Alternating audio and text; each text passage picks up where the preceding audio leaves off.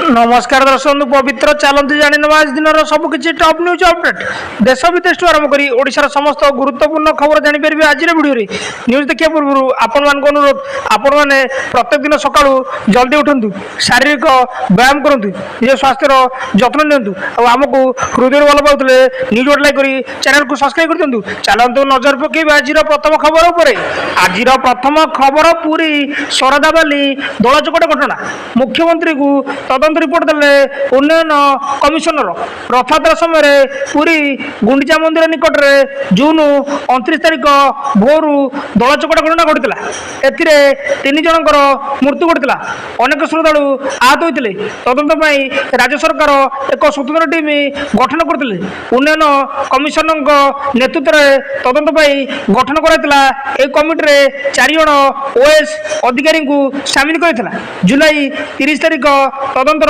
सेतु तारिख रही उन्नयन कमिशनर यार तदंत करने सह पुरी और भुवनेश्वर में एक घटनार साक्षी ग्रहण करते गुरुवार मुख्यमंत्री को तदंत रिपोर्ट प्रदान कर सूचना मिली।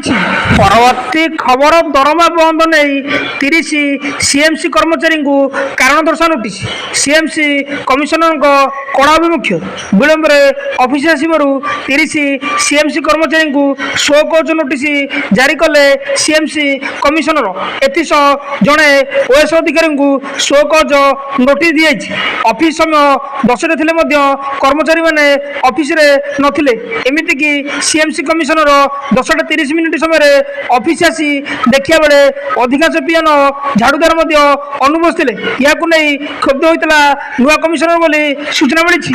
परवर्ती खबर आज 33 टका कमिला व्यावसायिक एलपीजी सिलिंडर दर तैल कंपानी गुड़िक एलपीजी गैस सिलिंडर मूल्य एक बड़ हासर घोषणा कर 19 किलोग्राम व्यावसायिक गैस सिलिंडर मूल्य 33 टका 50 पैसा हास घोषणा कर व्यावसायिक गैस सिलिंडर नूतन मूल्य आज लागू हो नूतन मूल्य कार्यकारी होगा दिल्ली में 19 किलोग्राम वाणिज्यिक एलपीजी सिलिंडर मूल्य 1631 टका हो व्यावसायिक एलपीजी सिलिंडर मूल्य ह्रास होगा द्वारा खाद्य व्यवसाय होटेल रेस्टोरेंट तथा व्यावसायिक गैस व्यवहार करुवा अन्य व्यवसाय गुड़िक उपकृत हे अन्य पक्षे 14 किलोग्राम घरोई एलपीजी गैस सिलिंडर मूल्य कौन परिवर्तन कराए ना तेरे आग को घरोई एलपीजी सिलिंडर मूल्य ह्रास कर समान रही सूचना मिली। परवर्ती खबर आज खोल भितरकनिका आज पर्यटक खोल भितरकनिका जातीय उद्यान गत मे 1 रु आज पर्यंत दीर्घ 3 मास बंद रही भितरकनिका विरल बौला कुंभीर प्रजनन भितरकनिका जातीय उद्यान बंद थिला विरल बौला कुंभीर प्रजनन भितरकनिका जातीय उद्यान बंद थिया बेले आज पर्यटक माने भितरकनिका बुली यार मजा नहीं पारे एठारे संग्रहालय नूतन भाव निर्माण कर पर्यटक माने आकर्षणीय संग्रहालय बुली भितरकनिकार ऐतिह्य बन्यजंतु पक्षी मान संपर्क में अधिक तथ्य जापर बोली सूचना मिली।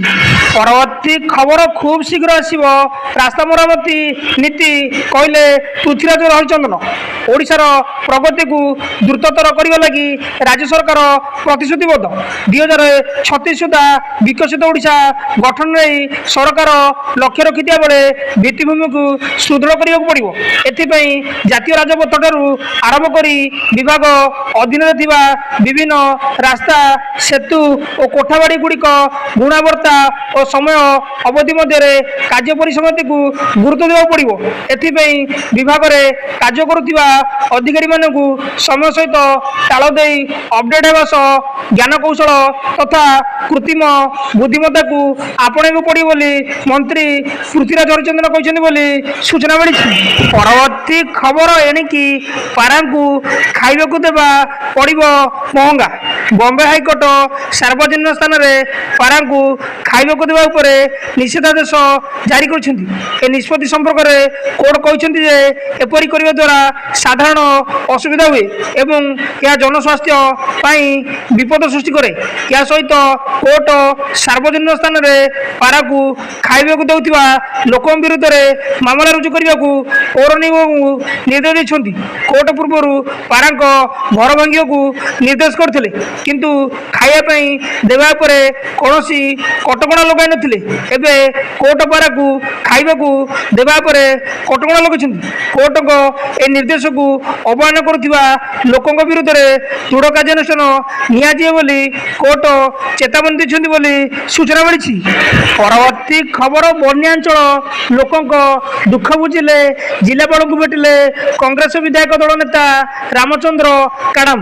କେନ୍ଦ୍ରାପଡ଼ା ଜିଲ୍ଲାର ଆଳି ବ୍ଲକରେ ପ୍ରବାହିତ ବ୍ରାହ୍ମଣୀ, ଖରସ୍ରୋତା ଓ କାଣି ନଦୀରେ ବନ୍ୟା ଆସିବା ଫଳରେ 70ଟି ପଞ୍ଚାୟତର ପ୍ରାୟ 70,000ରୁ ଉର୍ଦ୍ଧ୍ୱ ଲୋକ ଏଥିରେ ପ୍ରଭାବିତ ହୋଇଛନ୍ତି। ପ୍ରଥମ ଦ୍ୱିତୀୟ ଥର ବନ୍ୟାରେ ଲୋକେ ନାହିଁ ନଥିବା ଦୁର୍ଦ୍ଦଶାର ସମ୍ମୁଖୀନ ହୋଇଥିବା ବେଳେ ବିପନ୍ନଙ୍କ ପାଖରେ ସରକାରୀ ସହାୟତା ପହଞ୍ଚାଇବାରେ ପ୍ରଶାସନ ବିଫଳ ହୋଇଥିବା ଅଭିଯୋଗ କରି ଓଡ଼ିଶା ବିଧାନସଭାର କଂଗ୍ରେସ ବିଧାୟକ ଦଳ ନେତା ରାମଚନ୍ଦ୍ର କାଡ଼ାମ ଗୁରୁବାର ଆଳି ବ୍ଲକର ବନ୍ୟାଞ୍ଚଳ ପରିଦର୍ଶନ କରି ତୁରନ୍ତ ଜଳବନ୍ଦୀରେ ଥିବା ଲୋକମାନଙ୍କୁ ସହାୟତା ପ୍ରଦାନ କରିବା ପାଇଁ ଦାବି କରି ସରକାରଙ୍କ ଅବହେଳାକୁ ଦାୟୀ କରିଛନ୍ତି ବୋଲି ସୂଚନା ମିଳିଛି। ପରବର୍ତ୍ତୀ ଖବର, ବୈତରଣୀର ଜଳସ୍ତର ବିପଦ ସଂକେତ ତଳେ। ପ୍ରବଳ ବର୍ଷା ଯୋଗୁଁ ବୈତରଣୀ ନଦୀର ଜଳସ୍ତର ବୃଦ୍ଧି ପାଇ ଏବେ ସ୍ଥିର ରହିଛି।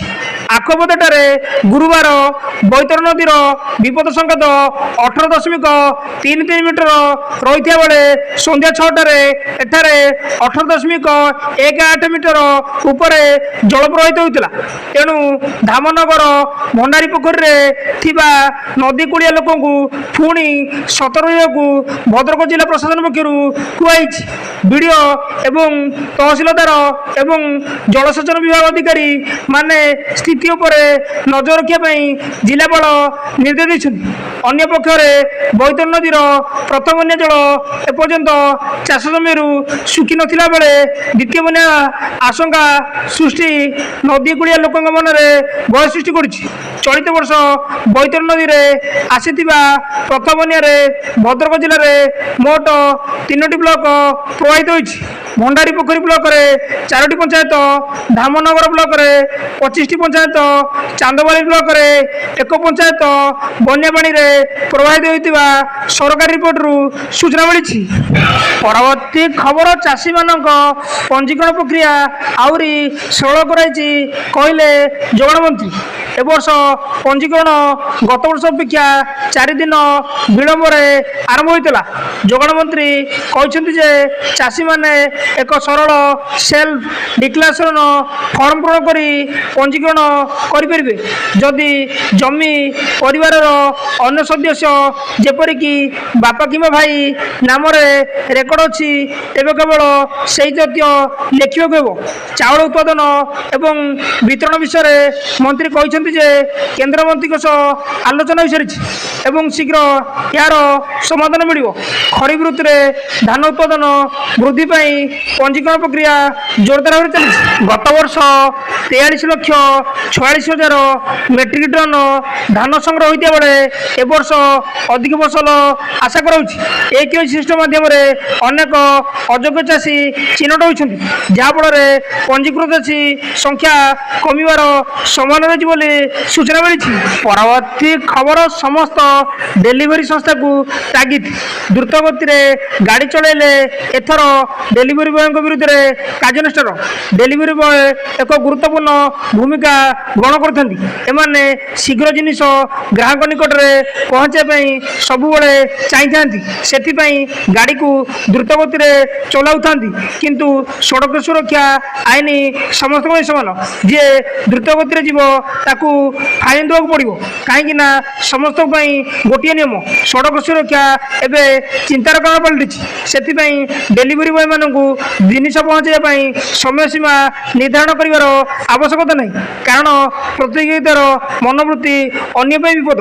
ଏହାକୁ ଦୃଷ୍ଟିରେ ରଖି କେନ୍ଦ୍ର ସବୁ ରାଜ୍ୟ ସରକାରଙ୍କୁ ଚିଠି ଲେଖିଛନ୍ତି।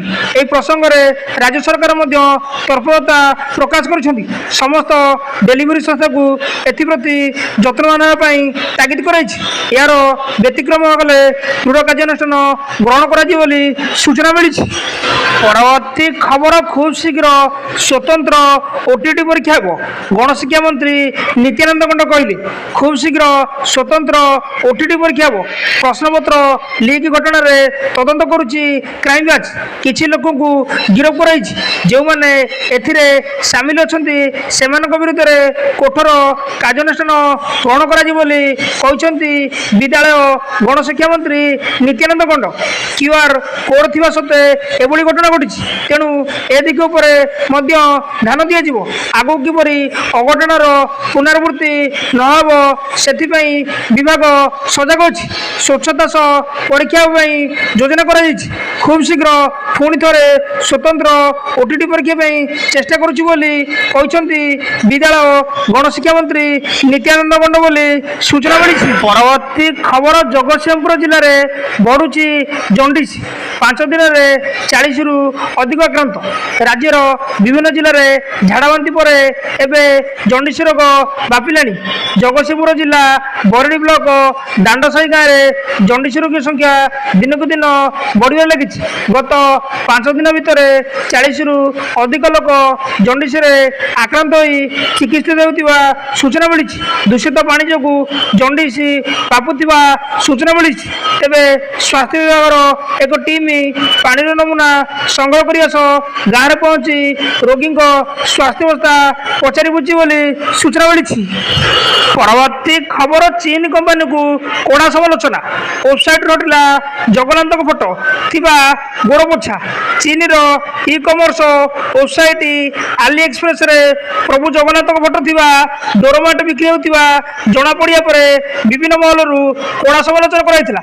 ତେବେ ଏହାକୁ ନେଇ ରାଜ୍ୟର ଉପମୁଖ୍ୟମନ୍ତ୍ରୀ ପ୍ରଭାତୀ ପରିଡ଼ା ନିନ୍ଦା କରିବା ସହ ୱେବସାଇଟ୍କୁ କ୍ଷମା ମାଗିବା ପାଇଁ କହିଥିଲେ। ମହାପ୍ରଭୁ ଜଗନ୍ନାଥ ପ୍ରତି ଓଡ଼ିଆଙ୍କ ଆତ୍ମା ବୋଲି କହିଥିଲେ।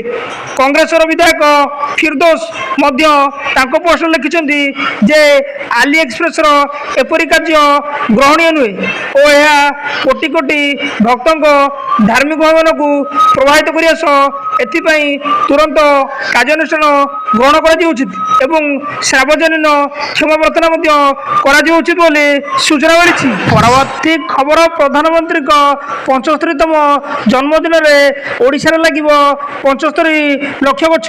ଚଳିତ ବର୍ଷ ସେପ୍ଟେମ୍ବର 17 ତାରିଖରେ ପ୍ରଧାନମନ୍ତ୍ରୀ ନରେନ୍ଦ୍ର ମୋଦି 75 ବର୍ଷରେ ପଦାର୍ପଣ କରିବାକୁ ଯାଉଛନ୍ତି। ଗତ ବର୍ଷ ପ୍ରଧାନମନ୍ତ୍ରୀ ତାଙ୍କ ଜନ୍ମଦିନରେ ଓଡ଼ିଶା ଆସି ଆମର ମାଆମାନଙ୍କ ସାମ୍ନାରେ ସୁଭଦ୍ରା ଯୋଜନା ଆରମ୍ଭ କରିଥିଲେ। ଓଡ଼ିଶାର ବିକାଶ ପ୍ରତି ପ୍ରଧାନମନ୍ତ୍ରୀଙ୍କ ପ୍ରତିବଦ୍ଧତା ଓଡ଼ିଶାବାସୀଙ୍କ ପ୍ରତି ସଦିଚ୍ଛାର ସମ୍ମାନ ଜଣାଇ ଏକ ପେଡ୍ ମା କେ ନାମ ଅଭିଯାନର ସେପ୍ଟେମ୍ବର 17 ତାରିଖରେ ଓଡ଼ିଶାରେ ଗୋଟିଏ ଦିନରେ ଲାଗିବ 75 ଲକ୍ଷ ଗଛ। ଏହା ହେବ ପ୍ରଧାନମନ୍ତ୍ରୀଙ୍କ ପ୍ରତି ଓଡ଼ିଶାବାସୀଙ୍କ ଉପହାର ବୋଲି ସୂଚନା ମିଳିଛି। ପରବର୍ତ୍ତୀ ଖବର, ଅଗଷ୍ଟ 2ରେ ପିଏମ୍ କିଷାନ ରାଜ୍ୟସ୍ତରୀୟ କାର୍ଯ୍ୟକ୍ରମରେ ଯୋଗଦେବେ ମୁଖ୍ୟମନ୍ତ୍ରୀ। ଚାଷୀଙ୍କ କଲ୍ୟାଣ ପାଇଁ ଉଦ୍ଦିଷ୍ଟ ଭାରତ ସରକାରଙ୍କ ପ୍ରମୁଖ ଯୋଜନା ପିଏମ୍ କିଷାନର 20ତମ କିସ୍ତି ଆବଣ୍ଟନ ଉପଲକ୍ଷେ ଭାରତୀୟ କୃଷି ଗବେଷଣା ପରିଷଦ, କେନ୍ଦ୍ରୀୟ ମଧୁର ଜଳ ମତ୍ସ୍ୟ ପାଳନ ସଂସ୍ଥା ଭୁବନେଶ୍ୱର ପକ୍ଷରୁ 2025 ମସିହା ଅଗଷ୍ଟ 2 ତାରିଖରେ ଏକ ରାଜ୍ୟସ୍ତରୀୟ କାର୍ଯ୍ୟକ୍ରମର ଆୟୋଜନ କରାଯିବ। ପ୍ରଧାନମନ୍ତ୍ରୀ ନରେନ୍ଦ୍ର ମୋଦି ବାରାଣସୀରୁ 20ତମ କିସ୍ତି ପ୍ରଦାନ କରିବେ, ଯାହାର ସାରା ଦେଶରେ ସିଧା ପ୍ରସାରଣ ହେବ। ଏହି ଜାତୀୟ କାର୍ଯ୍ୟକ୍ରମର ଏକ ଅଂଶ ଭାବରେ ICAR ସିଫାକୁ ଓଡ଼ିଶା ପାଇଁ ରାଜ୍ୟସ୍ତରୀୟ ସମାରୋହର ସ୍ଥାନ ଭାବରେ ମନୋନୀତ କରାଯାଇଛି, ଯେଉଁଠାରେ ଓଡ଼ିଶାର ମୁଖ୍ୟମନ୍ତ୍ରୀ ମୋହନ ଚରଣ ମାଝୀ ମୁଖ୍ୟ ଅତିଥି ଭାବେ ଯୋଗଦେବେ ବୋଲି ସୂଚନା ମିଳିଛି। ପରବର୍ତ୍ତୀ ଖବର, ଜୟପୁରରେ ସୁଭଦ୍ରାର ତୃତୀୟ କିସ୍ତି ଆସନ୍ତା ଅଗଷ୍ଟ ଅଗଷ୍ଟ 9 ତାରିଖରେ ରାକ୍ଷୀ ପୂର୍ଣ୍ଣିମାରେ ମିଳିବ ସୁଭଦ୍ରାର ତୃତୀୟ କିସ୍ତି। ଜୟପୁରରୁ କୋଟିଏରୁ ଅଧିକ ସୁଭଦ୍ରା ହିତାଧିକାରୀଙ୍କୁ ଟଙ୍କା ବାଣ୍ଟିବେ ମୁଖ୍ୟମନ୍ତ୍ରୀ ମୋହନ ଚରଣ। ଏହା ପୂର୍ବରୁ ମୁଖ୍ୟ ଶାସନ ସଚିବଙ୍କ ଅଧ୍ୟକ୍ଷତାରେ ବସିଥିଲା ଗୁରୁତ୍ୱପୂର୍ଣ୍ଣ ବୈଠକ। ସୁଭଦ୍ରା ସମ୍ପର୍କିତ ବିଭିନ୍ନ ଦିଗକୁ ନେଇ ଷ୍ଟିଅରିଂ କମିଟି ବୈଠକରେ ଆଲୋଚନା ହୋଇଛି। ଆଗକୁ ସୁଭଦ୍ରା ଯୋଜନାରେ ହିତାଧିକାରୀଙ୍କୁ ନୂଆ ଯୋଡ଼ାଯିବ ନେଇ ବୈଠକରେ ଆଲୋଚନା ହୋଇଛି। ଏଥିସହିତ ସୁଭଦ୍ରା ଅର୍ଥ କିପରି ବ୍ୟବହାର ହୋଇଛି ମତାମତ ନେବାକୁ ଷ୍ଟିଅରିଂ କମିଟିରେ ନିଷ୍ପତ୍ତି ହେବ। ଏନେଇ ମହିଳା ଓ ଶିଶୁ ବିକାଶ ବିଭାଗ ଅତିରିକ୍ତ ସଚିବ ଦ୍ୟୁତିବାସ ରାଉତଙ୍କ ସୂଚନା। ଅଗଷ୍ଟ 9 ତାରିଖରେ ପୁଣି ଖୋଲିବ ସୁଭଦ୍ରା ପୋର୍ଟାଲ। ଯେଉଁମାନଙ୍କୁ 21 ବର୍ଷ ହୋଇଥିବ ସେମାନେ ଏ ଯୋଜନାରେ ଆବେଦନ କରିପାରିବେ। ତେବେ ଯେଉଁ ହିତାଧିକାରୀମାନଙ୍କୁ 60 ବର୍ଷ ଛୁଇଁଛି ସେମାନଙ୍କୁ ସିଧାସଳଖ ଭତ୍ତାରେ ଯୋଡ଼ାଯିବ।